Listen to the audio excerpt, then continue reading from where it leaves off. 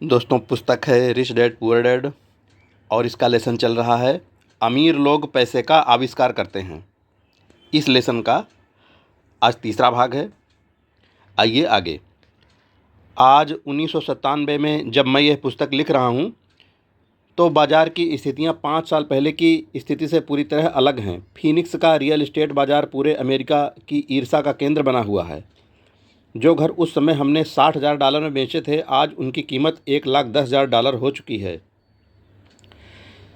अब भी ऐसे मौके हैं, परंतु अब उनकी खोज करने में मुझे बहुत समय और पैसा खर्च करना पड़ेगा। वे दुर्लभ हैं, परंतु आज हज़ारों खरीदार इन सौदों की तलाश में भटक रहे हैं और बहुत कम भागीदारी भरे मौके मौजूद हैं। बाज़ार बदल चुका है और आगे बढ़ने का समय है और संपत्ति वाले कॉलम में दूसरे मौके ढूंढने का समय है। आप यहाँ ऐसा नहीं कर सकते, यह कानून के खिलाफ है। आप झूठ बोल रहे हैं। मैं इस तरह की प्रतिक्रियाओं को ज़्यादा सुनता हूँ और क्या आप मुझे ऐसा करने का तरीका बता सकते हैं? यह आग्रह कम सुनता हूँ। गणित आसान है, आपको इसमें बीजगणित या कैलकुलेटर की ज़रूरत नहीं है। मैं ज़्यादा इसलिए नहीं लिखता क्योंकि एस्क्रो कंपनी कानूनी सौदों को संभालती है और भुगतान की सेवा को भी। मुझे छत ठीक करवाने या टॉयलेट ठीक करने का झंझट भी नहीं उठाना पड़ता, क्योंकि यह काम घर के मालिक का है। यह उनका घर है। कभी कभार कोई पैसा नहीं चुकाता और यह भी अच्छा होता है क्योंकि उसमें विलंब शुल्क मिलता है, या वे घर छोड़कर चले जाते हैं और प्रॉपर्टी एक बार फिर से बेच दी जाती है। कोर्ट सिस्टम यह सब संभाल लेता है। हो सकता है यह आपके इलाके में काम ना करे, बाज़ार की स्थिति अलग हो सकती है, परंतु यह उदाहरण दर्शाता है कि किस तरह एक आसान वित्तीय प्रक्रिया कुछ ही समय में लाखों डॉलर बना सकती है, जिसे बनाने में आपका ज़्यादा पैसा भी नहीं लगता और आपको जोखिम भी कम होता है। यह अनुबंध से बनाए जाने वाले पैसे का उदाहरण है। जिसके पास भी हाई स्कूल तक की शिक्षा है वह ऐसा कर सकता है, परंतु ज़्यादातर लोग ऐसा नहीं करते। ज़्यादातर लोग मेहनत करो और पैसे बचाओ की पुरानी सलाह सुनते हैं। लगभग 30 घंटे की मेहनत के बाद लगभग $1,90,000 संपत्ति वाले कॉलम में आ गए और इसके लिए टैक्स भी नहीं देना पड़ा। इनमें से कौन सी सलाह आपको ज़्यादा कठिन लगती है? नंबर 1, कड़ी मेहनत करो, 50% की दर से टैक्स चुकाओ और फिर जो रकम बचती है उसमें से बचत करो। आपकी बचत पर आपको 5% ब्याज मिलता है, जिस पर एक बार फिर टैक्स लगता है। या दूसरा, पैसे की समझ विकसित करने का समय निकालो और अपने दिमाग और संपत्ति वाले कॉलम की ताकत का इस्तेमाल करो। इसमें वह समय भी जोड़ लें जो आपको विकल्प नंबर 1 के प्रयोग द्वारा $1,90,000 बचाने में लगता है, क्योंकि समय आपकी सबसे बड़ी संपत्ति है।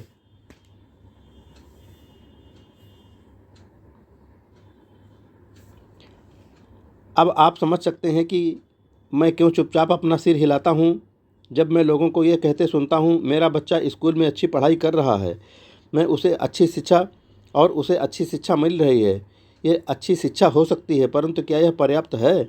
मैं जानता हूँ कि उपर्युक्त निवेश तकनीक एक छोटी तकनीक है। इसे यह बताने के लिए लिखा गया है कि किस तरह एक छोटी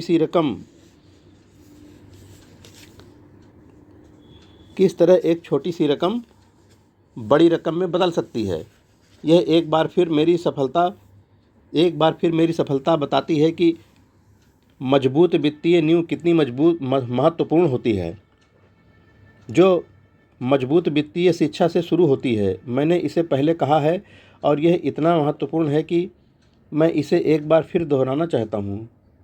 वित्तीय बुद्धि 4 मुख्य तकनीकी दक्षताओं से मिलकर बनती है।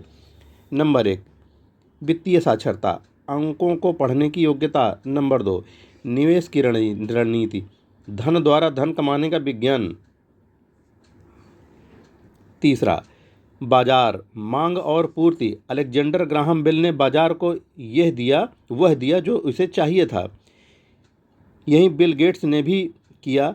यह मौका भी बाजार ने दिया था कि $20,000 में कोई मकान खरीदकर उसे $60,000 में बेच दिया जाए, जबकि उसकी असली कीमत $75,000 थी। कोई खरीद रहा था, कोई बेच रहा था। कानून, अकाउंटिंग, कॉर्पोरेट स्टेट और नेशनल कानूनों और नीतियों के बारे में जागरूकता।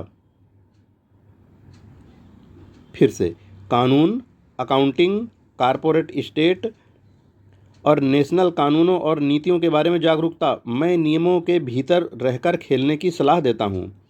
अगर आप पैसे का आविष्कार करना चाहते हैं तो आप में यह मूलभूत आधारशिला होनी चाहिए या इन दक्षताओं का समन्वय होना चाहिए। चाहे आप ऐसा छोटे घर, बड़े अपार्टमेंट, कंपनियां, स्टॉक, बॉन्ड, म्यूचुअल फंड, बहुमूल्य धातुएं, बेसबॉल कार्ड खरीद कर करें या इसी किस्म का कोई दूसरा काम करें।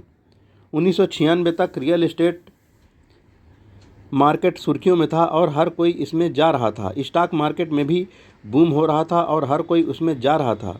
अमेरिका की अर्थव्यवस्था अपने पैरों पर खड़ी हो रही थी। मैंने 1996 में बेचना शुरू कर दिया और मैं अब पेरू, नॉर्वे, मलेशिया और फिलीपींस की यात्रा कर रहा था। निवेश बदल गए थे।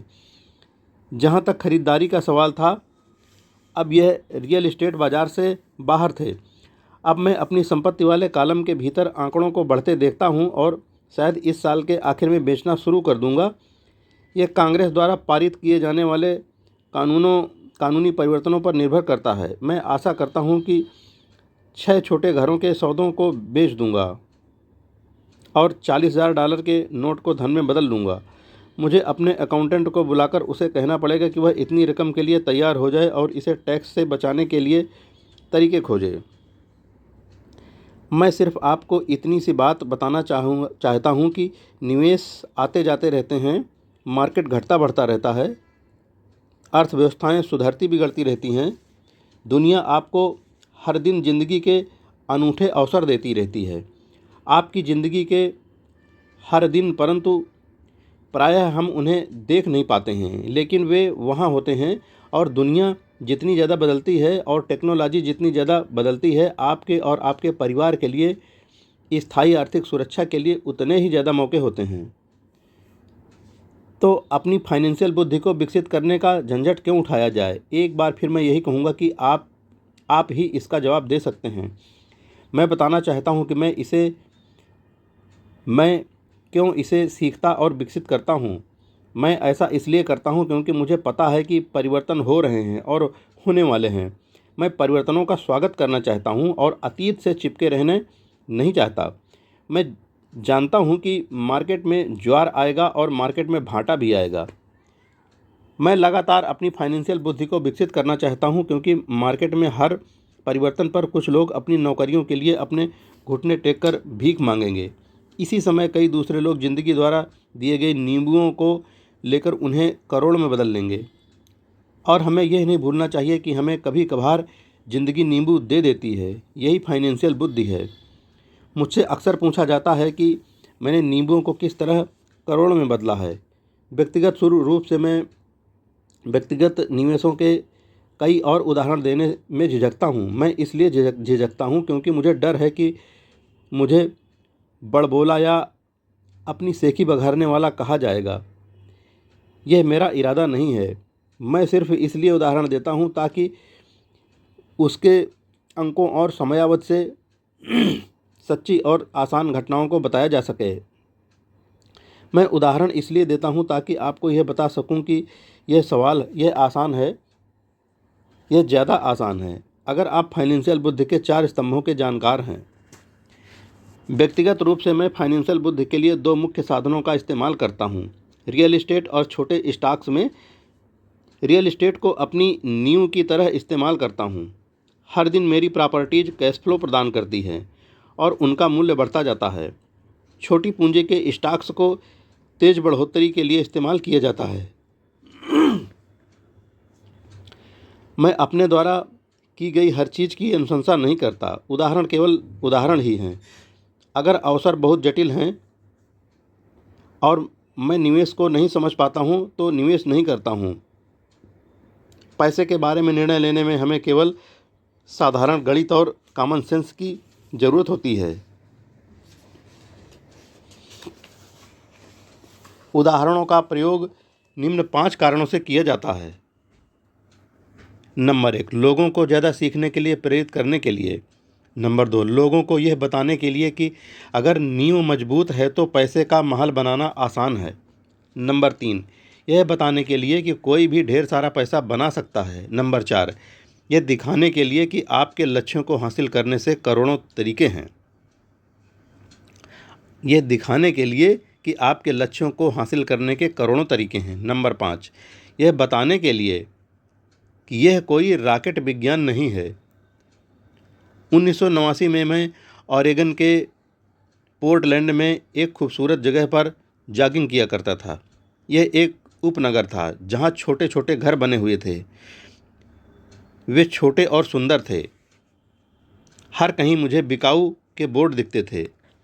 टिम्बर मार्केट का बुरा हाल था। स्टॉक मार्केट में क्रैश हुआ था और अर्थव्यवस्था में मंदी थी।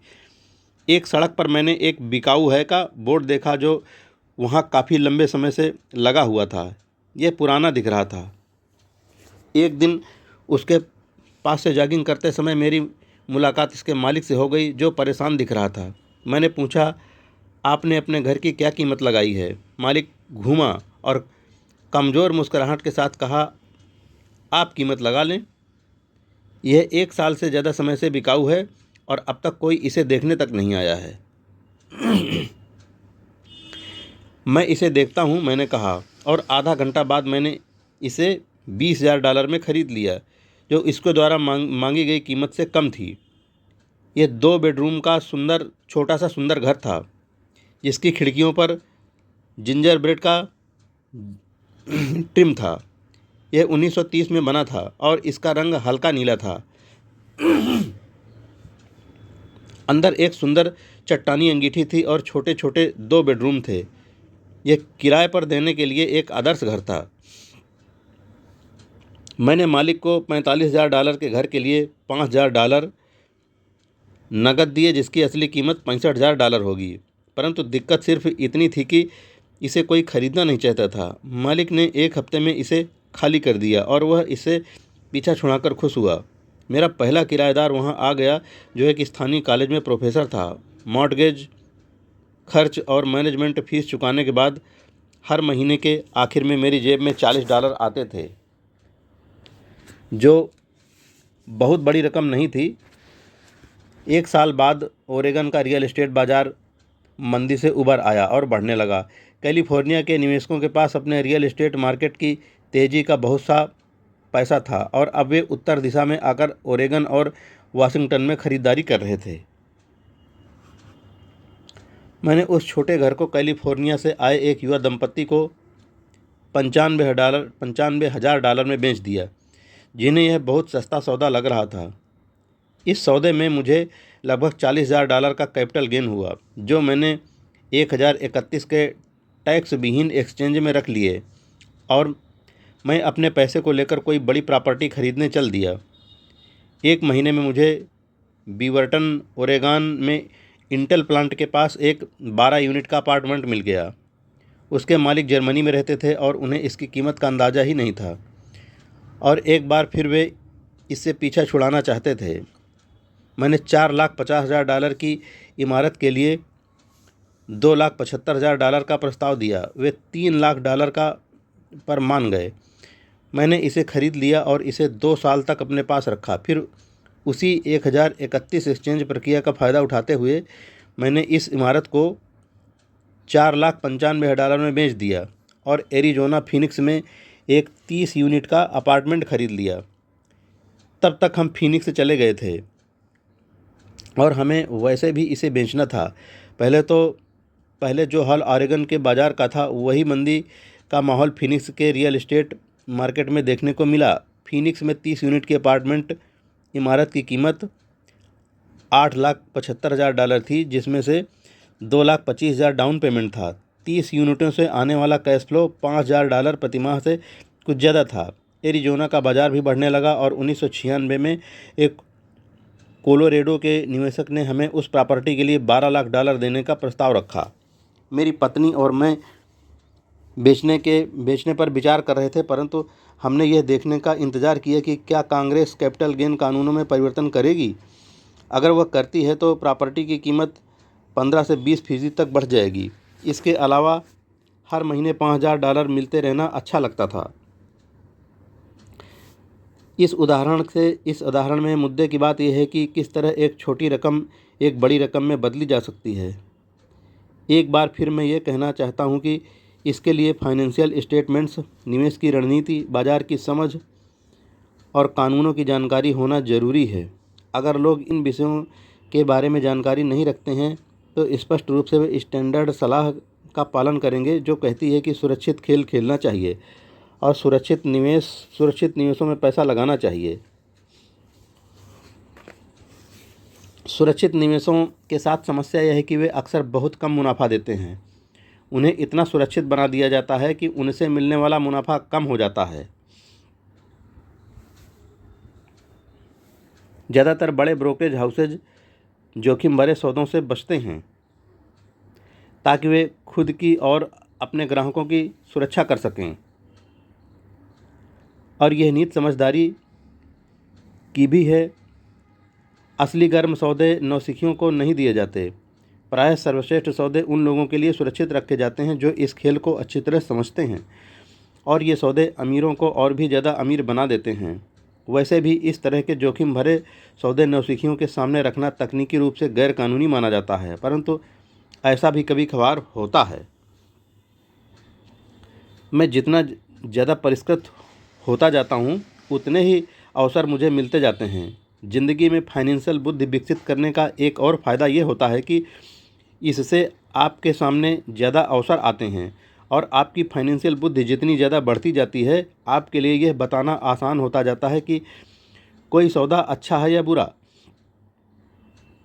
आपकी बुद्धि तत्काल एक बुरे सौदे को पहचान सकती है या एक बुरे सौदे को अच्छे सौदे में बदल सकती है। मैं जितना ज़्यादा सीखता हूँ और सीखने के लिए अभी बहुत कुछ बाकी है, मैं उतना ही ज़्यादा पैसा सिर्फ इसलिए कमाता हूँ क्योंकि समय के साथ साथ मेरा अनुभव और बुद्धि बढ़ती जाती है। मेरे कुछ दोस्त अभी सुरक्षित खेल खेल रहे हैं और अपने प्रोफेशनल में कड़ी मेहनत कर रहे हैं, परंतु उनकी फाइनेंशियल बुद्धि विकसित नहीं हो पाई है, जिसे विकसित होने में बहुत समय लगता है। मेरी कुल जमा पूंजी फिलॉसफी है अपने संपत्ति वाले कॉलम में बीज बोना। यह मेरा फार्मूला है। मैं छोटे पैमाने पर शुरू करता हूँ और बीज बोता हूँ। कुछ बीज उग जाते हैं और कुछ नहीं उगते। हमारे रियल एस्टेट कॉरपोरेशन में हमारे पास करोड़ों डॉलर की प्रॉपर्टी है। ये हमारा अपना REIT यानी रियल एस्टेट इन्वेस्टमेंट ट्रस्ट है। अब मैं आपको यह पते की बात बताना चाहता हूँ कि इन करोड़ों में से कई प्रॉपर्टीज़ तो $5000 से $10,000 के निवेश से शुरू हुई थी। नगद पैसे से खरीदी गई यह प्रॉपर्टीज़ खुशकिस्मती से तेज़ी से बढ़ते बाज़ार में ज़्यादा कीमती हो गई और टैक्स से मुक्त रहते हुए इन्हें खरीदा और बेचा गया था, और ऐसा कई सालों तक किया गया था। मित्रों, आज यह अमीर लोग पैसे का आविष्कार करते हैं। इस लेसन का तीसरा भाग पूरा हुआ। अब चौथे भाग में यह लेसन पूरा हो जाएगा। दोस्तों, बहुत ही कीमती लेसन है, सुनिए। और मैं तो कहूँगा कि सिर्फ सुनिए नहीं, समझ के एक नहीं दो बार सुनिए और अपने जीवन में उतारिए, फिर फाइनेंशियल फ्रीडम का आनंद लीजिए। जय हिंद फ्रेंड्स।